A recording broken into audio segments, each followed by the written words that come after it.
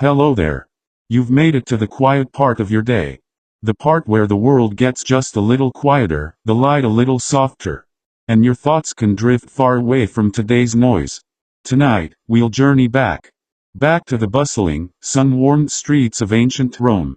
But don't worry, we won't rush. We'll stroll gently through the past. Through cobbled alleys, grand amphitheaters, leafy gardens, and candlelit homes. You see, even the mighty Romans, with their soldiers, emperors, and engineers, even they needed rest, play, and joy. And so tonight, let's explore. What did Romans do for fun? Their games, their theater, their festivals. Simple pleasures in a complicated world. And perhaps, in the soft echoes of history, you'll find peace. Now, take a deep breath. And let's begin. In ancient Rome, life could be hard. There were long workdays, crowded streets, noisy markets. But the Romans believed in something beautiful, a balance between duty and leisure.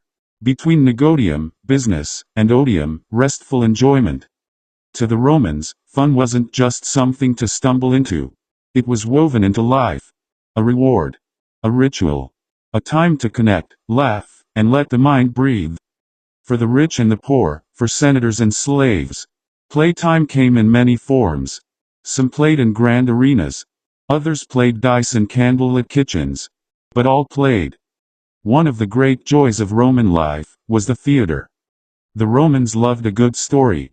They gathered in open-air theaters, beneath a blue Roman sky, to laugh at comedies, to reflect during tragedies, and to be swept away by performers in colorful masks.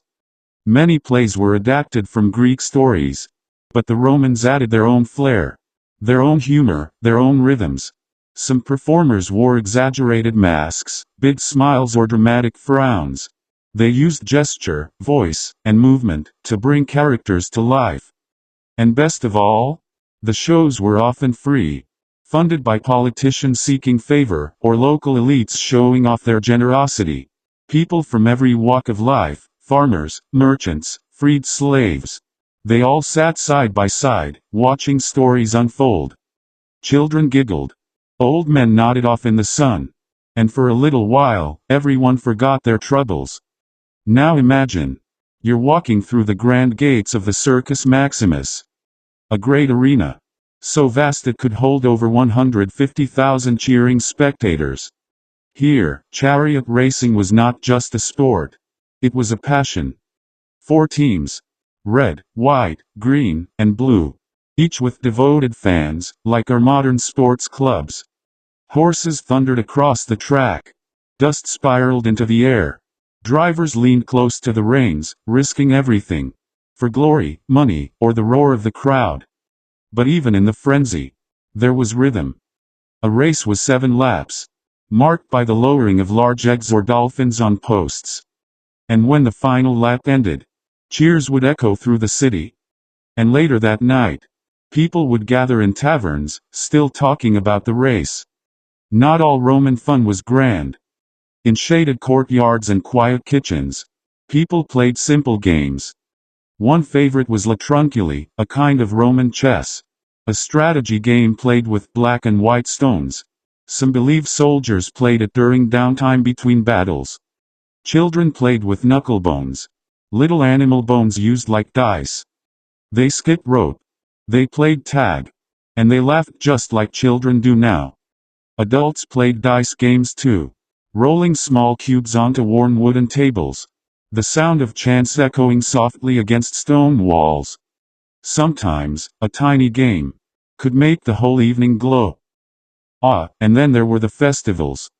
The Roman calendar was filled with them. Days when the whole city paused. No work, no courts, no worries. Instead, music, garlands, candles, and celebration. One of the biggest was Saturnalia, a winter festival held in honor of Saturn. For days, social rules were reversed. Slaves could sit at the table. Gifts were exchanged. People wore bright clothes and silly hats. There was laughter in the streets, and warmth in every home. Another favorite was Floralia, the festival of flowers. Women wore blossoms in their hair. Theaters hosted playful performances. and fountains were decorated with petals. Every festival had its own flavor. But each one reminded Romans, life was not just duty. It was meant to be savored. And sometimes, fun came in quiet forms. The Roman bathhouse. Not just for washing, but for relaxing. You'd step into warm water. Let the steam rise around you. And perhaps talk philosophy with a friend. Later, you might visit a library. Or sit in a garden, reading poetry by Virgil or Ovid. Some wrote poems of their own. Scratched gently onto wax tablets. Some strolled under colonnades, watching shadows move with the sun. It wasn't always loud. Sometimes, Roman fun was silent, peaceful, reflective. Just like tonight.